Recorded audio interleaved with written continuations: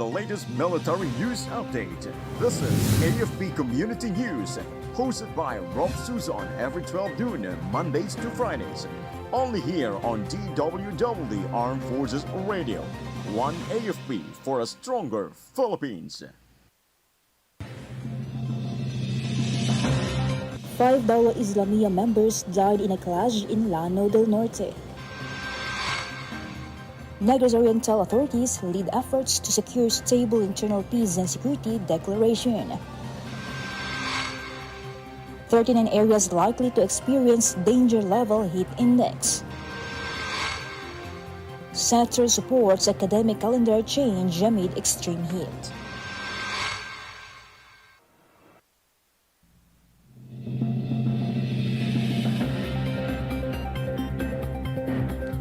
Good day everyone, as well as to our troops at Camp Emilio Aguinaldo, Quezon City. Today is Thursday, May 2, and we will bring you the latest news from the armed forces and other information around the Philippines. I am Ralph Susan for AFP Community News. DWDD Armed Forces News. Happy listening to our listeners at 11:34 kHz AM radio, and also happy viewing to our audience in AFP Radio DWDD. DWDD Armed Forces News. For a brief overview of our stories, 5 members of Dawla Islamia Maute Group died in a clash in Barangay Cadayonan, Nunay, Lanao del Norte. According to the initial report released by 1st Infantry Division, decisive military operation was spearheaded by troops from the 9th Scout Ranger Company, 3rd Scout Ranger Battalion. They encountered around 12 members of the group, including Nasser Daoud alias Mahathir Ustads Nasser Masood, and encountering government forces, and lasted 45 minutes. While pursuing fleeing enemies, a second clash ensued around 6:30 a.m. lasting approximately 10 minutes. 5 government troops sustained injuries but are in stable condition. Moreover, the identity of the slain rebels is still on validation. DWDD Armed Forces News. The Provincial Peace and Order Council of Negros Oriental has anonymously passed a resolution advocating for the province to be granted stable internal peace and security status. This proposal, endorsed by Philippine Army 3rd o 2nd Infantry Brigade Commander Brigadier General Joey Escanillas, highlights the dismantling of guerrilla fronts and the absence of major violence by the new People's Army as key factors. He emphasized that while SIP status doesn't imply complete eradication of insurgency, it signifies a conducive environment for tourism and business growth. Brigadier General Escanillas assured that the armed forces of the Philippines troops will remain in the province to uphold peace and security, particularly in vulnerable areas where communist terrorist recruitment persists. Armed Forces Radio. Providing first information, our correspondent joins us from Cagayan with the latest update regarding Balikatan. Let us hear from Private Nastro about the U.S.-Philippine troops conduct dental and medical mission in Luzon. The Balikatan Exercise 39-2024 really took on a special meaning on the residents of Barangay Alanay in Lasam, Cagayan. Aside from the ongoing construction of 2 classrooms in this barangay, they also benefited from the exercise's community health engagement. 100 residents of Barangay Alanay, Lasam, Cagayan benefited from the 2-day dental and medical mission conducted by the Philippine and United States service members with the Combined Joint Civil Military Operations Task Force in support of Exercise Balikatan 39-2024 at Alanay Multipurpose Hall on April 25 to 26, 2024. Aside from the free medical and dental checkup, fluoride treatment and extraction, the Philippine and United States service members provided Lasam residents with basic life support training and tactical combat casualty care. The 2-day community health engagement in Lasam, Cagayan aims not only to increase healthcare access and awareness, but also to promote community resilience and strengthen the bond of goodwill between the military and the community. The successful community health engagement of the Balikatan Exercise 39-2024 in Lasam, Cagayan had not only brought essential health services to the community but also showed seeds of friendship and partnerships that would continue to flourish in the days to come. This is Meldray Nesho reporting for the AFP Community News, One AFP for Stronger Philippines. Thank you so much, Nesho from Cagayan. DWDD Armed Forces News. For other news, troops stationed aboard the BRP Sierra Madre reported that there were small Chinese boats collecting water samples near the vicinity of Abayungin Shoal. According to photos released by Philippine Navy spokesperson for the West Philippine Sea, Commodore Roy Vincent Trinidad, 4 sampans in 2 rigid-hull inflatable boats from China were observed collecting water samples about 1 kilometer away from the BRP Sierra Madre last April 21. These boats came from 3 Chinese research vessels anchored near Ayungin Shoal. In response, the BRP Sierra Madre deployed 2 rigid-hull inflatable boats to monitor the activity and drive away the Chinese boats from the area. The Philippine Navy reported that the sampans and the said boats from China left the area without incident. DWDD Armed Forces News. The Armed Forces of the Philippines carried out a successful air resupply operation in Patag Island recently. According to AFP Public Affairs Office Chief Colonel Sir Sex Trinidad, a Philippine Air Force MC-212Y aircraft was used to deliver essential goods, including food and medicine, to the soldiers deployed on the island. The exercise involved 2 separate cargo drop scenarios, one where the cargo was directly parachuted onto the island and another where it was dropped into the sea and retrieved by personnel.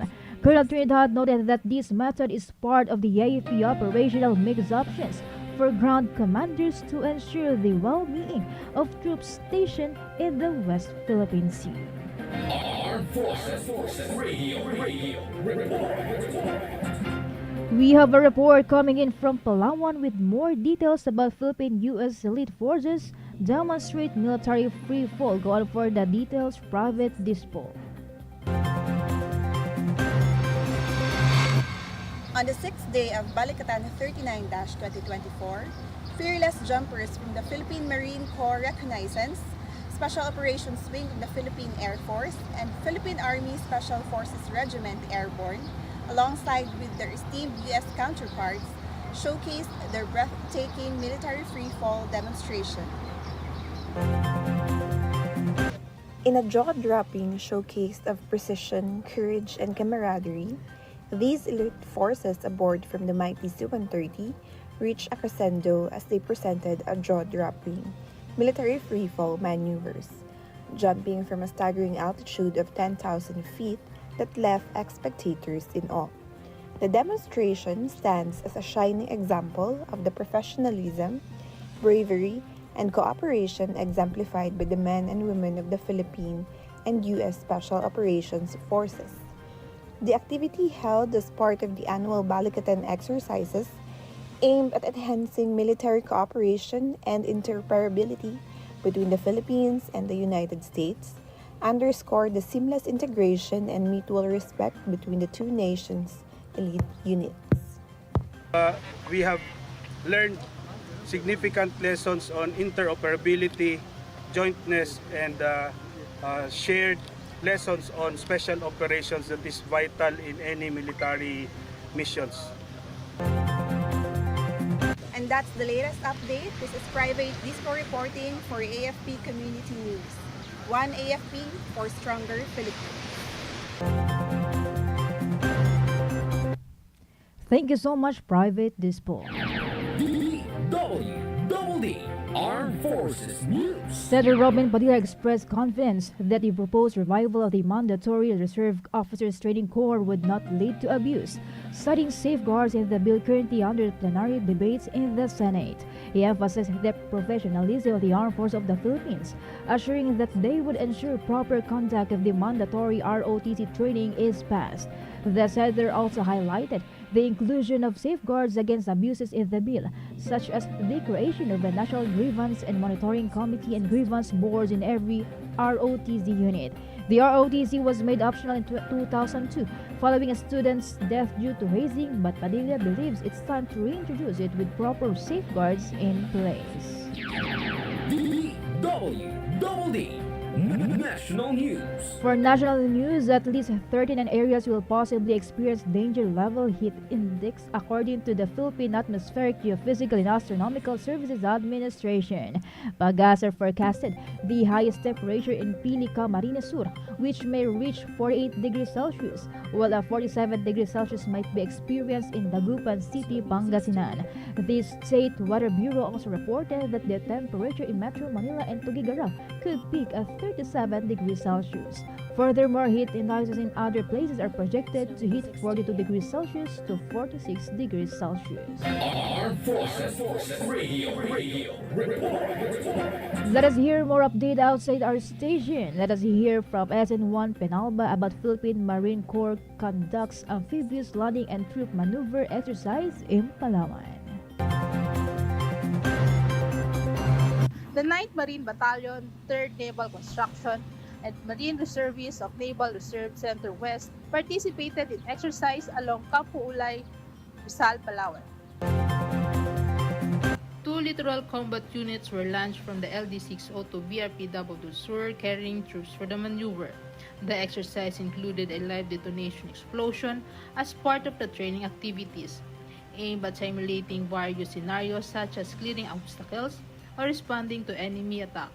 These drills enhance safety, expertise in handling advanced equipment, and prepared troops for potential crises, fostering collaboration and adhering to regulatory norms. The exercise is part of the ongoing Balikatan 39-2024 military cooperation between the Armed Forces of the Philippines and allied foreign forces, particularly the United States, to strengthen the country's sovereignty and ensure the protection of the Philippines. This is Simon First Piñalba reporting for AFP Community News. One AFP for stronger Philippines. Thank you so much, SN1 Penalba. DWDD National For News. other updates, Senator Francis Tolentino expressed his approval to the proposal to change the academic calendar due to the extreme heat that both the learners and teachers have been experiencing these past weeks. In line with this, Tolentino emphasized the importance of parental discretion in deciding whether students should attend the school. The senator also asked the Department of Science and Technology Secretary Renato Solidum Jr. if the current heat index trends would persist next year. However, Solidum could not confirm if the extreme heat index that many areas have been experiencing would continue the following year, noting that La Niña is coming. DWDD National News. The Department of Transportation proceeded on to the next steps in its public transport modernization program, which includes the proper assignments of routes and the purchase of modern public utility vehicles. According to Executive Assistant to the DOTR Secretary Jonathan Hesmundo, the consolidation phase of the PTMT is officially over and there will be no more extension. On the other hand, Hesmundo said those have submitted documents intending to consolidate but still have incomplete requirements were given 6 more months to comply. He also added that POV routes of transport cooperatives will be designated by their respective local government units. Armed Forces Radio report.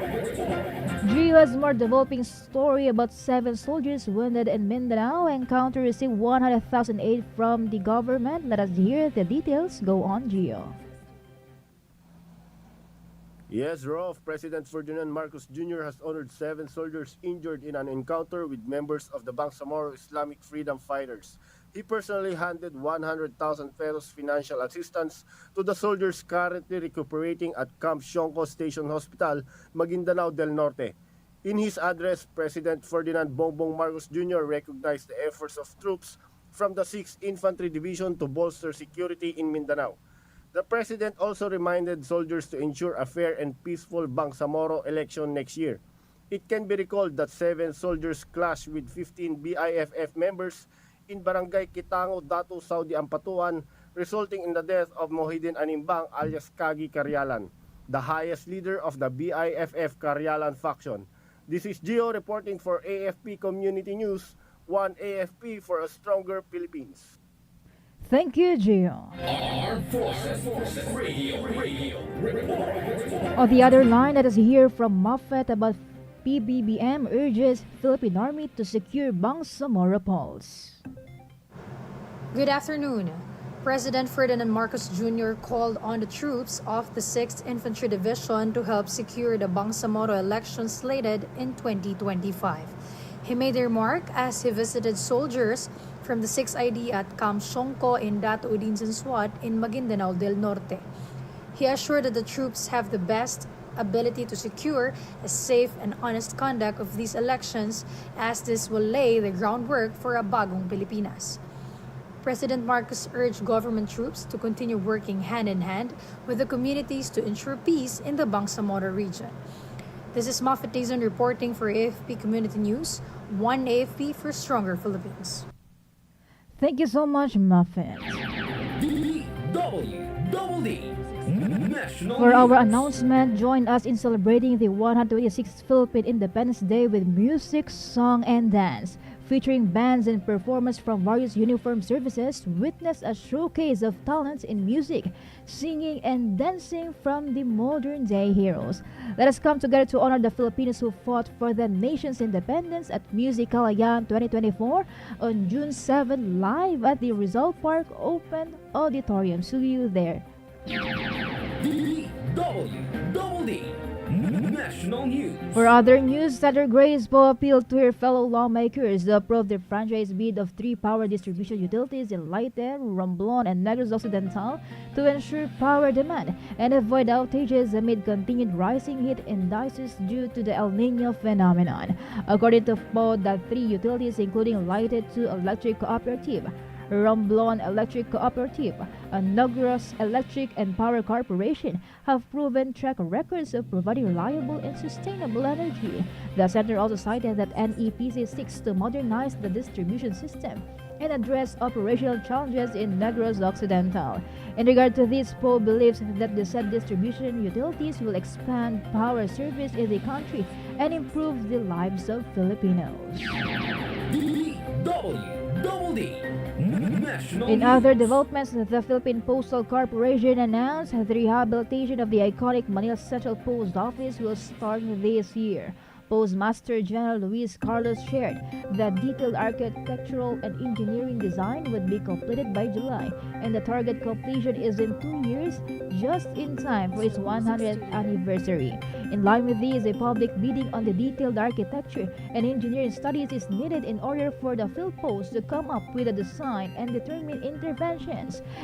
Carlos said they are aiming the project to be completed by 2026 of November. Armed Forces Radio.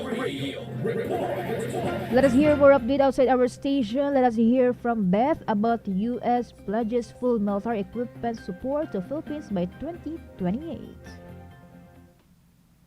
Philippine Ambassador to the United States, Jose Manuel Romualdez, expressed confidence in the full equipping of the armed forces of the Philippines against West Philippine Sea threats by the end of the Marcos administration. He highlighted the strong U.S.-Philippines relationship under President Ferdinand Marcos Jr., emphasizing the partisan U.S. support for enhancing the Philippines' defense capabilities and Chinese aggression. A bipartisan bill proposed by U.S. senators aims to allocate $2.5 billion over 5 fiscal years, supporting the Philippines' defense against external threats. He added that foreign military financing against assistance will provide $500 million annually until 2029. This is Beth Daniete reporting for AFP Community News, one AFP for stronger Philippines. Thank you so much, Beth Daniete. Armed Forces Radio. For other updates, let us hear from Chris Bell regarding the historic visit of President Marcos Jr. to the headquarters of 1st Marine Brigade. momentous event, President Ferdinand Marcos Jr. made his first visit to the headquarters of the 1st Marine Brigade, previously known as Camp Abubakar. This visit signifies the administration's steadfast commitment to establishing a peaceful Bangsamoro Autonomous Region in Muslim Mindanao. Yesterday, President Marcos Jr. presided over the 10th anniversary celebration of the Comprehensive Agreement on the Bangsamoro at the headquarters 1st Marine Brigade, Camp Iranon, Sitio Bumbaran, Barangay Tugaig, Barira, Maguindanao del Norte. The ceremony commenced with a 4-year honor for President Marcos Jr., followed by the signing of the guest book at Laging Handa Hall. A solemn wreath-laying ceremony at the Marine Warrior Memorial paid tribute to the bravery and sacrifices of the Marines, soldiers, and combatants who fell during the all-out war in 2000, also known as the Central Mindanao Campaign. In a significant gesture, President Marcos Jr. handed over the Certificate of Availment to 785 beneficiaries of the Department of Labor and Employment Tulong Panghanap Buhay sa ating disadvantaged displaced workers o TUPAD program amounting to 3 million pesos. This year's celebration theme, Cab Isang Dekada Tungo sa Mapayapa at Masaganang Bangsamoro, revisited the historic grounds of Camp Abubakar. The camp served as poignant backdrop to the ravages of the all-out war in the year 2000 as a first Moro Islamic Liberation Front camp and residence of MILF founder Ustad Salamat Hashim. Hosting the anniversary at Camp Abubakar underscored the milestone achieved in the Bangsamoro region, symbolizing genuine healing and reconciliation for future generations of Bangsamoro. Peace serves as the foundation for sustainable and inclusive development. The event was attended by various cabinet officials, dignitaries, high-ranking AFP officials, local chief executives of BARM and Maguindanao del Norte province, and other civilian visitors and guests, further emphasizing the historical significance of President Marcos Jr.'s visit. This is Kisbel May Lorenza reporting for AFP Community News, 1 AFP for a stronger Philippines. Thank you so much, Crisbel.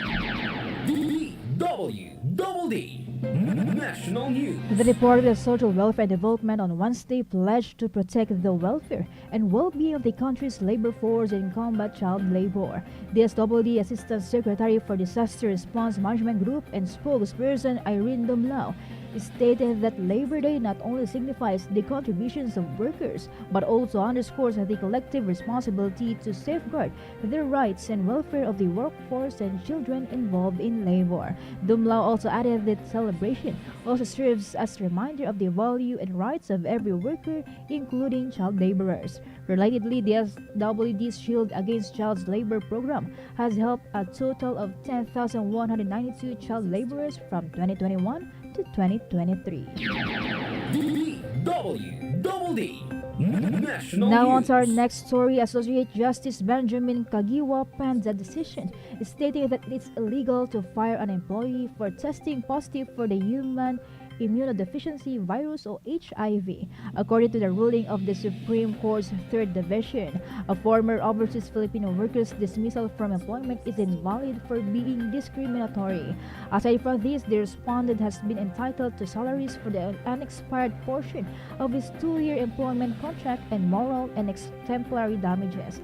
As stated in the Section 49 of Republic Act number 11166 or the Philippine HIV and AIDS Policy Act, it is unlawful for employees to be terminated from work on the sole basis of their HIV status. Armed Forces Radio. Bring us the latest insights from the scene. We have our correspondent Shah. Let us hear the details about Lugos declared gun-free municipality in joint effort by military and LGU. Yes, ROF 1101st Infantry Gagandilan Brigade and the local government unit of Lugos declared the municipality as gun-free and peace-centered community in a simple ceremony in Sulu recently. It was attended by 1101st Infantry Brigade Commander Brigadier General Mario D. Jacinto alongside Honorable Vice Mayor Almedzar A. Hajiri and other officials.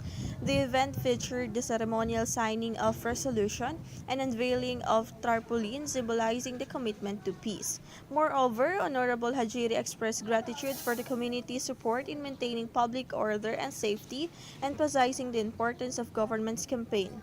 This is Shaina reporting for AFP Community News, 1 AFP for Stronger Philippines. Thank you, Sha. Armed Forces Radio Report. Now let's hear from a reporter on the ground for more latest updates regarding PBBM leads inspection of surrendered and seized firearms from Maguindanao and Sultan Kudarat. Go on for the details, Mike.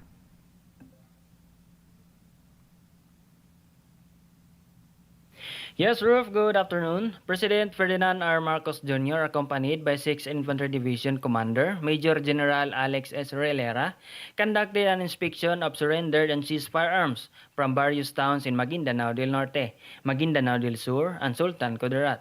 The said activity took place at the 6ID headquarters in Camp Brigadier General Gonzalo Siongco, Barangay Awang, Datuodin, Sinsuat, Maguindanao del Norte yesterday.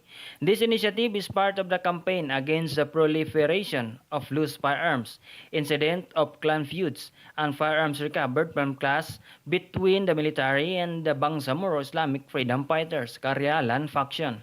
Moreover, President Marcos lauded the efforts of the military in combating violent extremism and preserving peace in Mindanao, extending gratitude for their sacrifices and dedication.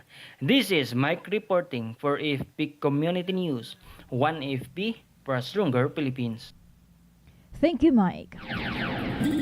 DWDD National News. For other national news, Sa Treasury affirmed their commitment to uphold the welfare of workers and provide more opportunities as they honor the Filipino workforce on Labor Day yesterday.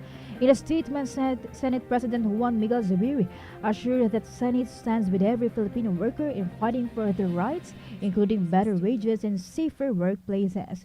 Meanwhile, Senate Majority Leader Joel Villanueva cited their initiatives in bringing about positive changes for every Filipino worker through the Trabajo para sa Bayan Act, 100 pesos daily minimum wages increase, the Enterprise-Based Education and Training Bill, and the push for alternative working arrangements. Moreover, Committee on Labor Chair Senator Jingoy Estrada shared that efforts are underway to harmonize the Senate and House versions of the 100 peso daily minimum wage increase bill. DWDD National The Energy News. Regulatory Commission would implement temporary suspension of the wholesale electricity spot market operation during a red alert notice in the country's power grids. President Ferdinand Marcos Jr. announced this said action during a speech in Malacanang, assuring that the government is taking the necessary steps to ease the burden of consumers because rising prices of electricity. According to the president, the extreme heat increases the electricity demand, resulting to the price hike, so the ERC came up with the decision. He also added that the move will prevent the increase in electricity prices amidst the disaster caused by El Nino. Armed Forces Radio Report. We are joined now by our field reporter Ella, who has been following the situation closely about Pasig City Police ensure the peace and order following 3-day transport strike. Thank you very much, Ms. Ruff. In lieu to the 3-day transport strike pronounced by Transport Group Piston, the Station Community Affairs and Development Section of Pasig City Police, led by Police Captain Rosel Guevara, initiated a proper coordination with the personnel of Pasig Traffic Parking and Management Office. The coordination is for the availability of mobility assets for the sake of the riding public affected by the pronounced Tigil Pasada. Just recently, Police Colonel Celerino Sacro Jr., Chief of Police, directed all his PNP personnel to remain alert to ensure the safety of the riding public through mobile patrolling activities and help desk center in anticipation of any unforeseen emergencies. The actions of Pasig City Police is for the effective assistance under Bagong Pilipinas for Peace campaign of the Philippine National Police or PNP. This is Ella Mercado reporting for AFP Community News, 1 AFP for a stronger Philippines.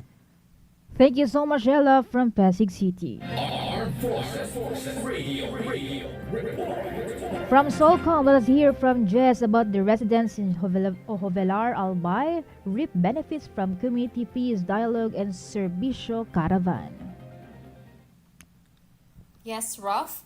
The 903rd Infantry Patriot Brigade, in collaboration with the provincial government of Albay and various national government agencies, organized another remarkable community peace dialogue and Serbisyo Caravan at Barangay Del Rosario, Jovelar, Albay.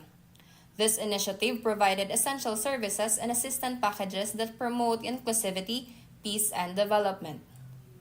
Residents of Barangay Del Rosario avail themselves of a variety of free basic services, which include medical consultation, provision of medicines, vitamins, seedlings, and hygiene soap, dental checkup and tooth extraction, optical services and provision of eyeglasses, food distribution via palugaw ni Governor Grex Lagman, rice provision, parlor games for children, and free haircuts. They also participated in a peace dialogue with leaflet distribution to become more aware of their important roles in insurgency cessation. The Team Patriot, under the leadership of Brigadier General Jose Ricky A. Laniog, together with its dedicated stakeholders, remains steadfast in its commitment to continuously provide basic services, aligning and supporting the government's NTF-LCAC efforts toward peaceful and progressive communities. This is Jess from Solcom reporting for AFP News, one AFP for a stronger Philippines. Thank you, Jess from Solcom. DWDD National News. President Ferdinand Marcos Jr. ordered the Regional Tripartite Wages and Productivity Board to assess the minimum wage rates in their respective regions as the country marks the 122nd Labor Day on Wednesday. During his speech in Malacanang, the president directed them to look at the prevailing economic complexities such as inflation in conducting the review.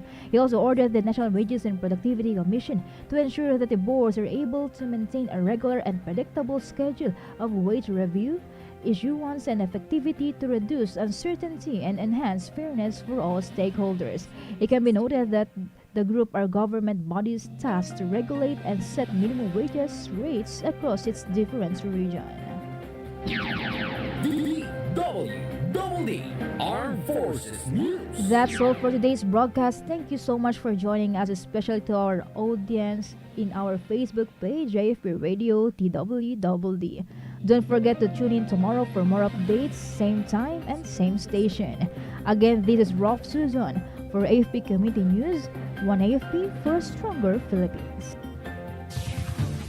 Ito ang DWDD 1134 kHz AM. Balita, impormasyon at musika. Ito ang DWDD AFP Radio. Boses ng Kawal Pilipino.